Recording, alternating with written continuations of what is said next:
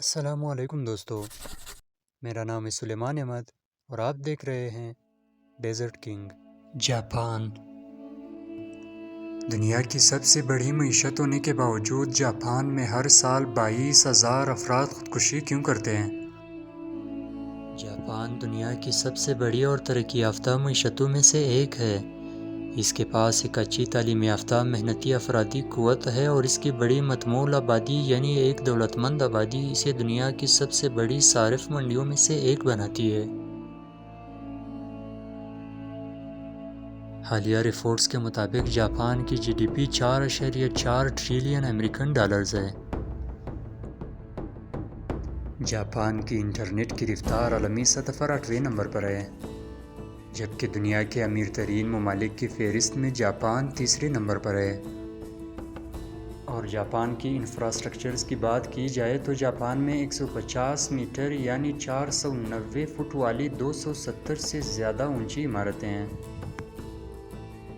صرف یہی نہیں، اگر جاپان کی ٹرانسپورٹ کی بات کی جائے تو جاپان کے پاس شنکانسن نامی بلٹ ٹرین موجود ہے جو کہ 500 کلومیٹر فی گھنٹہ کی رفتار سے چلتی ہے۔ مثال کے طور پر اگر یہی ٹرین پاکستان میں لانچ کی جائے تو پاکستان کے ایک کونے یعنی چترال سے لے کر کراچی تک صرف آپ کو 3 گھنٹے میں پہنچا سکتی ہے۔ حیران کن بات یہ ہے کہ ان تمام تر آسائشوں کے باوجود جاپان میں لوگ خودکشی کیوں کرتے ہیں؟ اینتھروپولوجسٹ کا ماننا ہے کہ جاپان میں بڑھتی ہوئی سوسائڈ ریٹ کی سب سے بڑی وجہ جاپان میں جوائنٹ فیملی سسٹم کا نہ ہونا ہے۔ اور دوسری طرف سائیکولوجیکل ریسرچ کے مطابق انسان زیادہ ڈپریشن میں پڑ جانے کی وجہ سے سوسائڈ کی طرف جاتے ہیں۔ اور ان کا یہ بھی ماننا ہے کہ سوسائڈ کی سب سے بڑی وجہ آئسولیشن یعنی تنہائی بھی ہے، کیونکہ جاپان کے لوگوں میں ہماری طرح رشتہ داروں کے آنے جانے کا کوئی رواج نہیں ہے، جس کی وجہ سے لوگ ہمیشہ آئسولیٹ رہتے ہیں۔ اور یہ آئسولیشن آخرکار ان کی موت کی وجہ بنتی ہے، کیونکہ ان کے پاس اپنوں کی کمی کی وجہ سے اپنے خیالات کا اظہار نہ کرنے کی وجہ سے آئسولیشن میں جا کر ڈپریشن کا شکار بن جاتے ہیں، جس کے بعد وہ اپنے آپ کو سوسائڈ کرنے کے لیے تیار کر لیتے ہیں۔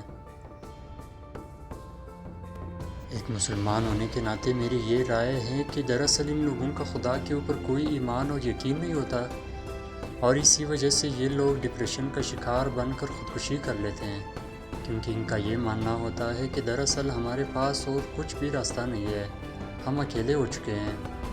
اور دوسری طرف اگر دیکھا جائے تو مسلمانوں کے اندر خودکشی کی شرح نہ ہونے کے برابر ہے، کیونکہ مسلمانوں کا یہ ایمان اور یقین ہے کہ جو کچھ کرنے والی ذات ہے صرف اللہ تعالیٰ کی ذات ہے۔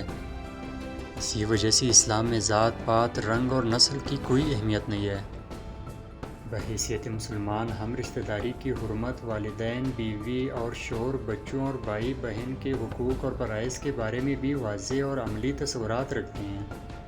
اسلام ہمیشہ بوڑھے والدین کی دیکھ بھال کرنے اور ان کے ساتھ محبت کے ساتھ پیش آنے پر زور دیتا ہے۔ دوسری طرف بیوی اور شوہر کا رشتہ مقدس ہے، انسان کا اپنے بچوں، بھائیوں اور بہنوں سے رشتہ بھی بہت اہم ہے۔ لہٰذا یہ بالکل واضح ہے کہ آدمی کے اپنے خاندان پر حقوق اور فرائض ہیں۔ اسلام کسی بھی حال میں رشتہ داری کے تقدس کو پامال کرنے کی اجازت نہیں دیتا، کیونکہ ہمارے پیارے نبی حضرت محمد مصطفیٰ صلی اللہ علیہ وآلہ وسلم نے بھی اپنے رشتہ داروں کے ساتھ حسن سلوک کرنے پر بہت زور دیا۔ اللہ تعالیٰ ہمیں سمجھنے اور عمل کرنے کی توفیق عطا فرمائے، آمین۔ مزید اس طرح کے انٹرسٹنگ ویڈیوز کے لیے ہمارے چینل کو ضرور سبسکرائب کریں، کیونکہ اب میں ملوں گا آپ لوگوں کے ساتھ ایک نئی انٹرسٹنگ ویڈیو میں۔ تب تک کے لیے اپنا خیال رکھیں، اللہ حافظ۔